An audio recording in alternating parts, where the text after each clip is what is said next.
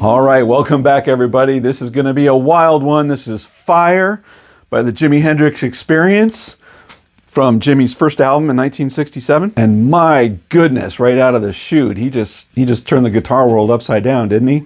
Oh my Lord. So this lesson's probably going to be pretty short. There's actually not a whole lot in terms of parts to go over here, but I wanted to highlight a couple things. I'm going to cover the rhythm stuff that he's doing, the riffs. Of course, I'll cover the lead, but there's some interesting stuff going on with the guitar lead. There's actually two different guitar leads going on that are happening in both speakers. They're a little bit different, and I'll talk about how I'm getting my sound to sort of approximate Jimmy, because he's got a very special effect going on that he had in these early years. So I'm going to show you how you can approximate a workable Jimmy tone. All right. So listen, if this is the kind of thing that you like and you haven't done so yet, I invite you to jump down and click subscribe and ring the bell. The bell will let you know when I drop new content, which I do every single week. All my lessons have chapters in them, so you can jump right to the part of the lesson that you want to see and bypass what you don't. And if you're looking for other ways to support the channel, I really appreciate that. There's thanks, like throwing a tip in the tip jar, or even better, you can join my Patreon page where I've got chord charts and tabs for all the lessons that I do on YouTube, just like this one. Links in the description, so check it out. All right, so Fire. Let's get right to it. So this is one of the Jimmy songs where he's actually not in E-flat tuning. Woohoo! I think the first record, maybe he was in standard, and maybe after that it was E-flat. But yeah, so, right, so if you want to get your Jimmy tone, if you've got a Strat-like guitar, an S-type guitar, with those great single coils, that would be great. Obviously, you don't have to have a backward strung Strat. It doesn't matter. I'm just weird like that. So all the details of my signal chain is going to be in the description below. But there's a couple things that I got going on here that I wanted to call out. So I am mostly living on the rhythm, on the neck pickup on here. And I'm going to be playing a lot with the volume. I'm going to be, a lot of times guys just like, put your volume on 10 and put your tone on 10 and you forget about it. And that's not what we're going to be doing here today, not what I'm going to be doing. And I don't think that's what Jimmy was doing. I think he was very much into fine tuning that. So I'll talk about that during the different parts. I've got a Fulltone Ultimate Octave, which is a critical component to my Jimmy tone here. So that's a fuzz pedal, and it's also got an octave up on it, which is an important part of Jimmy's tone in this early year. And I've also got an EP booster, which is just sort of boosting the signal to make it a little bit louder and full when it runs into my amp. But again, all the details of what's going on here I'll have in the description below if you want to check it out. Okay, so I'm going to kick some stuff on here. We're going to have some probably room or amp and signal noise going on, just because there's a lot whenever I deal with fuzz and single coil pickups. It just tends to pop up. So for my bass tone, when we're coming in the beginning with that riff, I've sort of got I'm on my neck pickup, and I've got my volume down around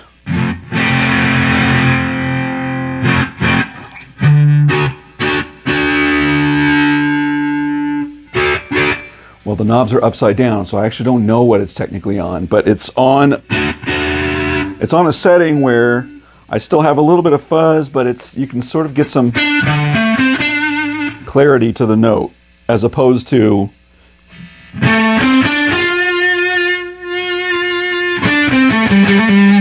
that's maxed.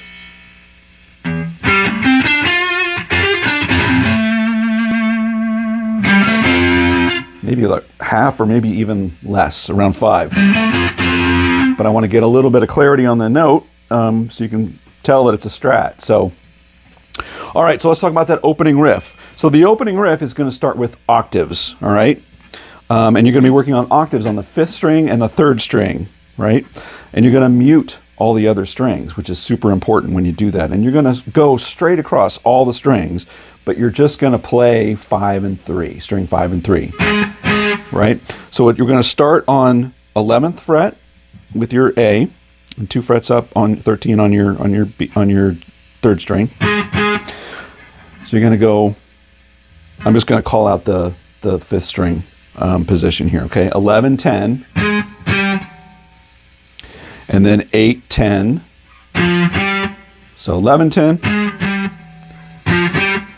8, 10, and then we're going to jump straight across, same octave position with your fingers, but you're now going 6 and 4 with the string, because the song is primarily in D, okay? And we're going to land on D.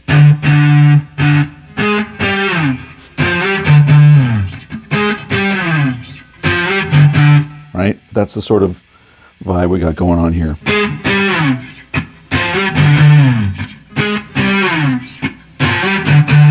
So the secret of having that clean is just like I said, it's having the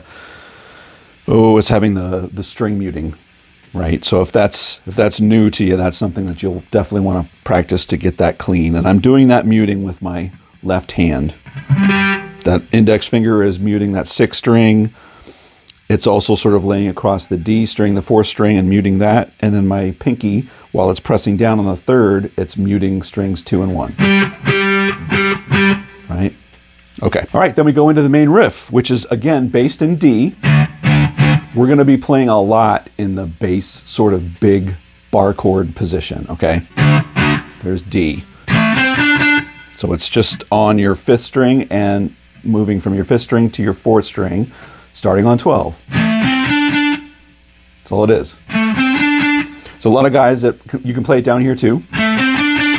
But I think when I listen to the string, the sort of tone of the string, it sounds to me that he's living up here. When you watch him play a lot, he plays everywhere, but I think that he's playing in this position. Right? So you can either play it clean, da-na-na-na, or you can do that little pull off. Have a little fun with it. All right? So that intro riff.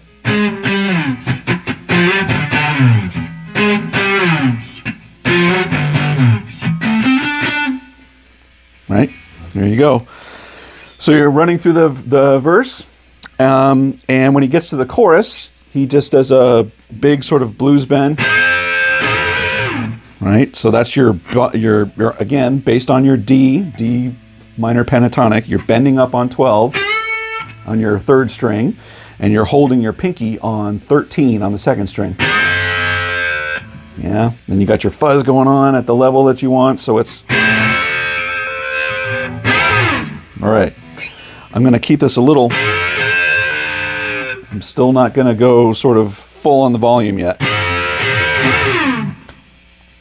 Now, here's the chorus. As you probably know, many of you know, Jimmy, when he plays these bar chords, he plays the sixth string with his thumb, like this. You sort of lay your thumb, the meat of your thumb covers the fret on the sixth string, and it leaves his other fingers to play the rest of the chord down here, and it leaves his finger free, his pinky finger free, because you're going to use it, and Jimmy uses it a lot like that. So when I listen very closely, isolated, the guitar, I'm going to clean this up a little more, just to illustrate for effect. He actually is playing, he just plays the root note, boom, boom. And if you're like this, right, but he's sort of muting that fifth string, so it's a very clean hit on the D note on the sixth string, and then he stabs the rest of the chord. This is where he puts his pinky up.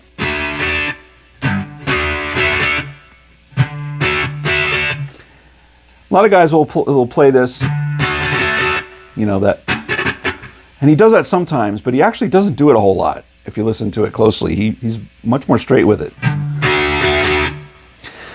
And then the second chord. Second chord is the same sort of triad position that you had with the D. You're going to slide it down 2 frets, like you're making a C. Don't play your sixth string. And you're going to keep your pinky 2 frets up now on your first string at 10. Now, why didn't I say play the 6th string? If you listen to the bass plays an A.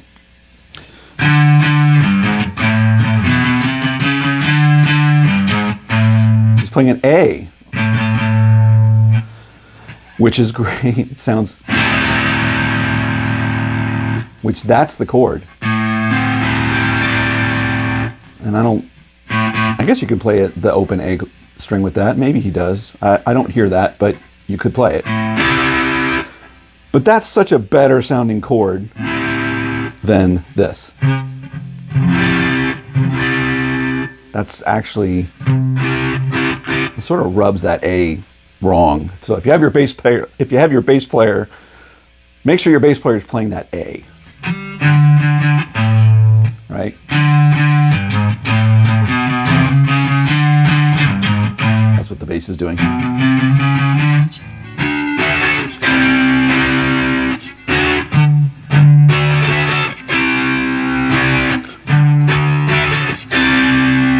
Okay, so those are the chords. And as you know, there's little riffs that I wasn't playing there. So let's talk about those riffs.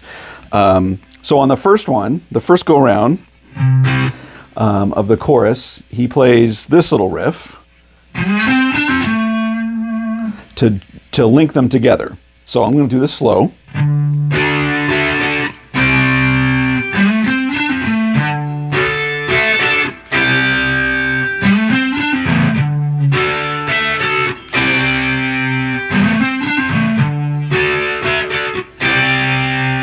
Okay, so he does that riff twice. He doesn't do it every time. So when I see bar bands play this, they play this riff every single time. And Jimi does not do that, but he does it twice. The next one,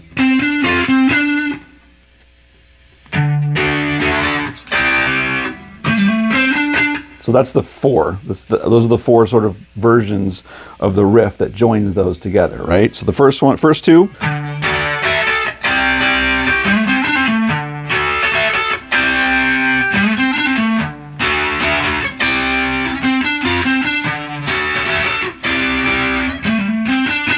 All right, so that was the cycle of the first chorus. And actually on that very last one, he does a little octave. Little hit on there. Second time, so the next verse is exactly the same, right? Same sort of intro. Go a little crazy if you want to take it to the next level there, and basically the same thing.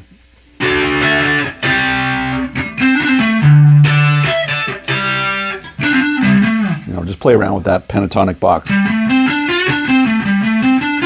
Just don't do the same riff every time, or I'll come down and slap the pick out of your hand. Joking.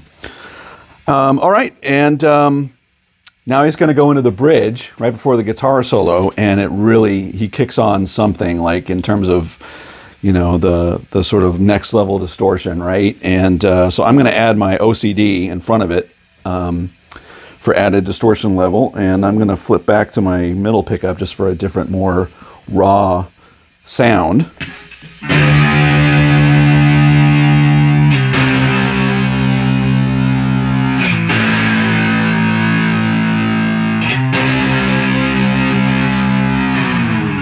All right, so that's just, again, I'm staying on these bar chords. You could play these position chords.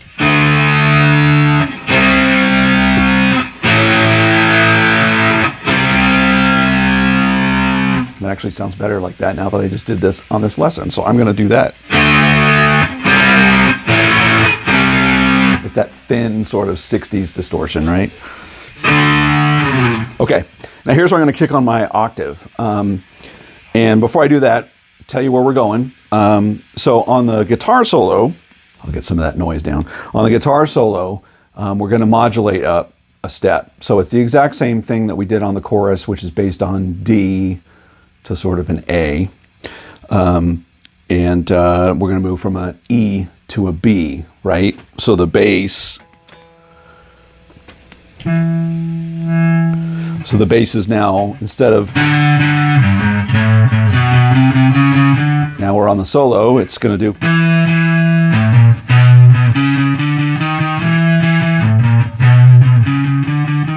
So it's an E to a B, right?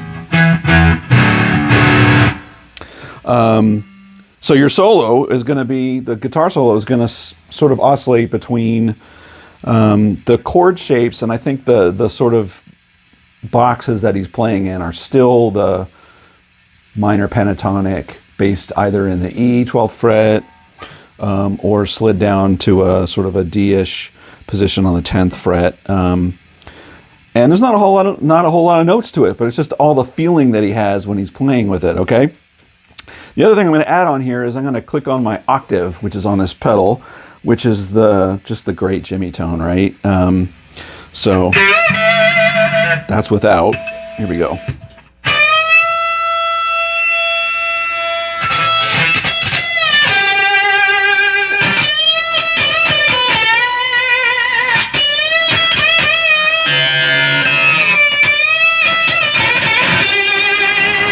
Woo, that's noisy. For the actual solo part, I'm clicking on my octave up. I've still got my OCD on for some boost, and I think I'm still on my, I'm either on my middle or my neck pickup, and I've got my tone pretty much rolled pretty far down on this, which is an important thing whenever you're using fuzz, by the way. You got to roll that tone down somewhat. But anyway, we're going to play in the two pentatonic boxes, so it goes like this.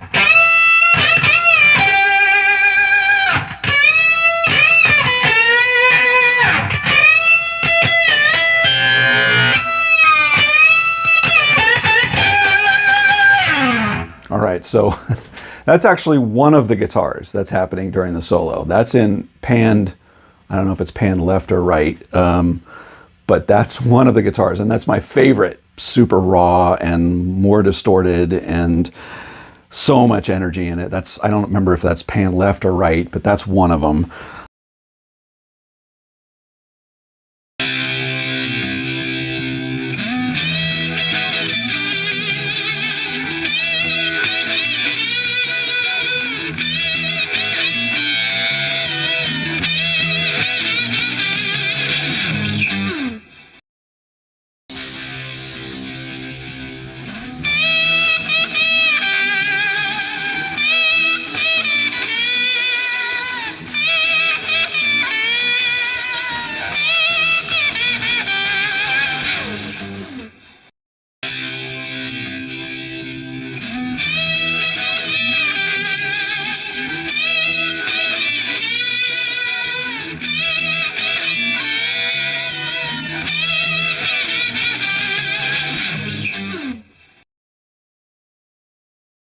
So he's playing that. It's all sort of right here in this minor, E minor pentatonic box position.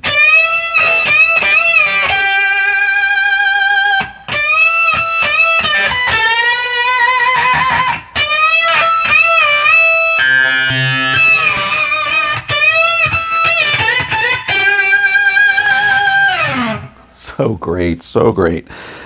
The second guitar, the other one that's happening in the other speaker, is a lot more clean. It's a lot more thin, and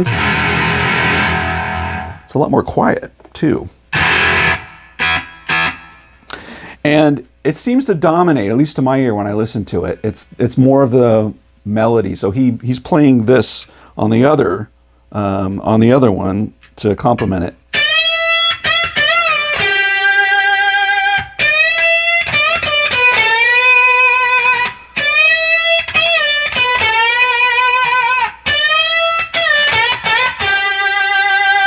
Right, so there's a little bit less of, I don't know, less things going on there. Like the first one had that, and you can sort of, I don't know, it's the magic of putting them together anyway. But that's the solo. You've got one on one side, one on the other. They both have this sort of octave thing going on, but the tones on both guitars are different, with the second one being sort of a lot more cleaned up, I guess. All right, so everything's the same during the next verse, and then it's going to get crazy again on the last chorus and the outro. he kicks the octave on that last chorus, which is, you know, it just adds sort of another level of madness to it. But he's basically playing the same chords, just with that octave on, and it just adds another thing.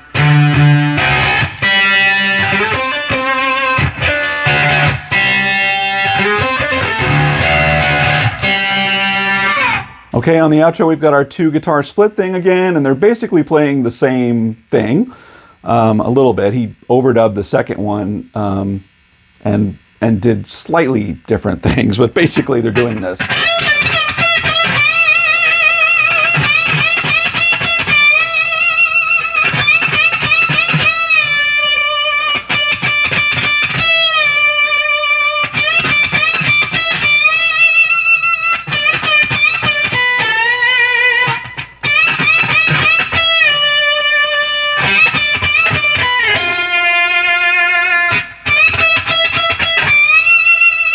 Right, so that's one of them. Again, just milking those 2 notes, the E and a D. You're just milking everything you can get out of it. The second one is almost identical.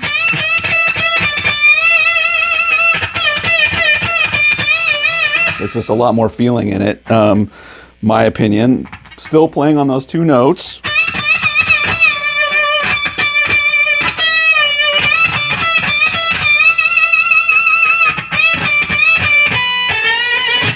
The only difference is on this one, when he actually slides down and plays just a little phrase on that D bass, on that 10th fret, 10th fret position. So it's